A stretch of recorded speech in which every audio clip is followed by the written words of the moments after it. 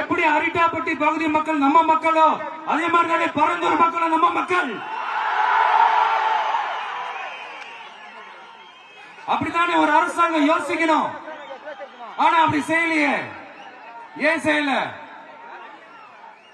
ஏன்னா இந்த விமான நிலையத்தையும் தாண்டி இந்த திட்டத்தில் அவங்களுக்கு ஏதோ ஒரு லாபம் இருக்குது.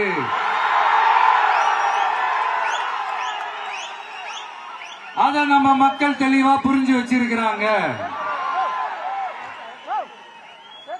நம்மளுடைய ஆட்சியாளர்களுக்கு ஒரு சில கேள்விகள். நீங்க எதிர்கட்சியா இருக்கும் போது 8 வழிச்சாலையை எதிர்த்தீங்க, அந்த காட்டுப்பள்ளி துறைமுகத்தை எடுத்தீங்க. அதே தானே இங்கேயும் அதே நிலைப்பாடு தானே இங்கேயும் எடுக்கணும். அது எப்படி நீங்க எதிர்கட்சியா இருக்கும் போது விவசாயிகளுக்கு ஆதரவு, ஆளுங்கட்சியா இருக்கும் போது விவசாயிகளுக்கு எதிர்ப்பா? எனக்கு புரியலையே.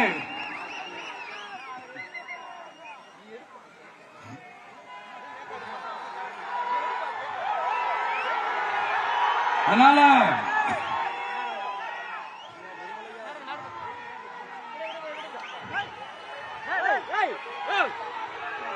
இனிமேலும் சொல்றேன், உங்க நாடகத்தெல்லாம் பார்த்துக்கிட்டு மக்கள் சும்மா இருக்க மாட்டாங்க.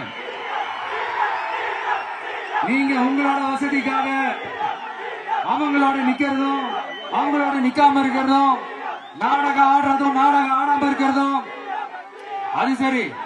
நம்புற மாதிரியே நாடகம் ஆடுறதுலதான் நீங்க கில்லாடிங்களாச்சு. அதையும் மீறி நம்ம விவசாயிங்க உங்க போராட்டத்துக்கு எதிராக போராடினாங்கன்னா பிரச்சனை தான்.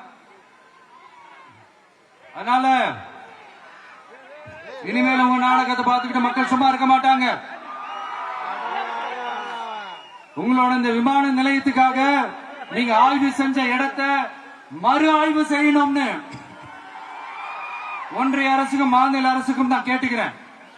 விவசாய நிலங்கள் இல்லாத இந்த பாதிப்புகள் குறைவா இருக்கிற இடங்களா பார்த்து உங்களுடைய விமான நிலையத்தை கொண்டு வாங்க. வளர்ச்சி தான் மக்களின் முன்னேற்றம். ஆனா இந்த வளர்ச்சின்ற பேர்ல நடக்கிற அழிவு மக்களை ரொம்பவே பாதிக்கும்.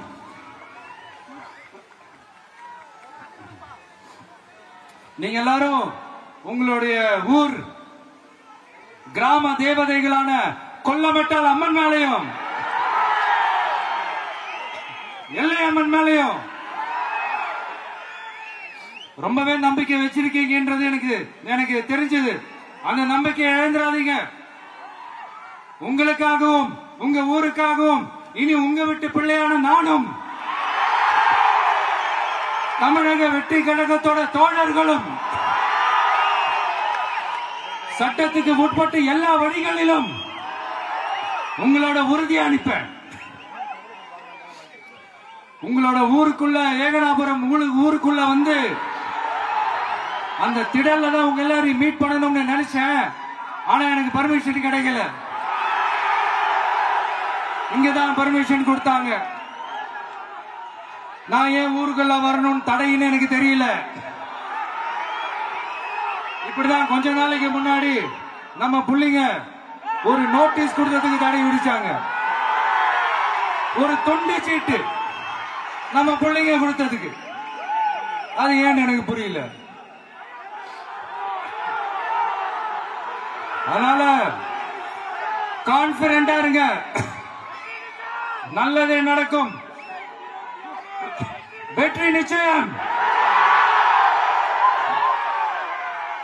மீண்டும் சந்திக்கும் வரை நன்றி, வணக்கம். செய்திகளை உடனுக்குடன் தெரிந்து கொள்ள உடனே சப்ஸ்கிரைப் பண்ணுங்க.